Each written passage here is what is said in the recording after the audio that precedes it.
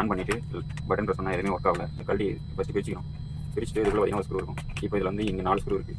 இந்த ஸ்க்ரூ இப்போ இந்த ஸ்க்ரூலாம் கழட்டியாச்சு. கழட்டிட்டு உள்ளே பார்க்கணும். உள்ளே பார்த்தோம்னா இதில் வந்து சிம்பிளாக ஒரு வேலை நடந்திருக்கு. இந்த பேட்டரியில் இருக்கிற அந்த ஒயர் வந்து ப்ராப்பராக சால்ரிங் கிடைக்காதனால இந்த பிரச்சனை வந்திருக்கு. இப்போ புது பேட்டரி நல்லா இருக்கான்னு ஃபஸ்ட்டு பார்த்துக்கிறேன். ஃபஸ்ட்டு பார்த்தோம்னா இப்போ வோல்டேஜ் நல்லா தான் இருக்குது. சரி இப்போ என்ன ப்ராப்பராக இந்த சால்ரிங் வந்து இதானும் ஒரு செகண்ட் விடணும். ஏன்னா நம்ம கை அசையாமல் வச்சிருந்தா தான் ஆறணும் வரைக்கும் இருக்குது. அது கூட பார்த்தா இப்போ இதாகிடுச்சு கட்டிடுச்சு. ஓகே இப்போ நம்ம பேட்டரி சேஞ்ச் பண்ணியாச்சு. இப்போ ஒர்க் லைட் எரியுது. ஓகே லைட் எரியுது. இப்போ வெடிக்குதுன்னு பார்க்கணும். வெடிக்கல.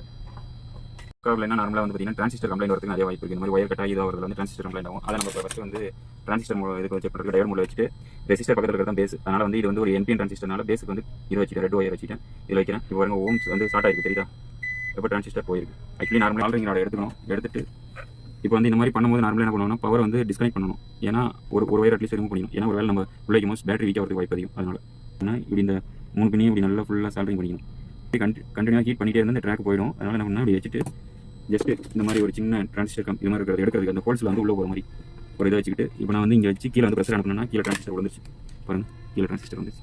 ஒன்றும் இல்லை ஜஸ்ட் வந்து இந்த ட்ராக் வந்து இப்படி வச்சு இழுத்தோம்னா ஹோல்ஸ் வந்துச்சு. இதுக்கப்புறம் ஒன்றும் இல்லை புது டிரான்சிஸ்டர் வச்சு கட் பண்ணி நம்ம இருந்த பொசிஷன்லேயே வச்சு விட்ட முடிஞ்சிச்சு.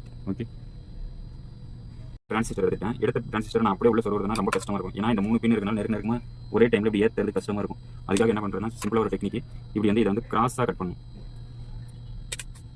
இப்படி கிராஸாக கட் பண்ணிவிட்டு இந்த கிராஸாக கட் பண்ணதை ஈஸியாக பாருங்க. அதுக்கு முன்னாடி இந்த இது கொஞ்சம் பெண்ட் ஆச்சுன்னா அதை கரெக்டாக ஸ்ட்ரைட் பண்ணிவிட்டு இப்போ ஃபஸ்ட்டு பின்னு செகண்ட் பின்னு தேர்ட் பின்னு இப்போ ஈஸியாக உள்ளே இறங்கிடுச்சு. இப்போ அது வேணால் கொஞ்சம் கீழே இறக்கணும்னா இறக்கிட்டு நம்ம சால்ரிங் பண்ணி இப்போ இறக்கியாச்சு. இப்போ நான் சால்ரிங் பண்ணிடுறேன்.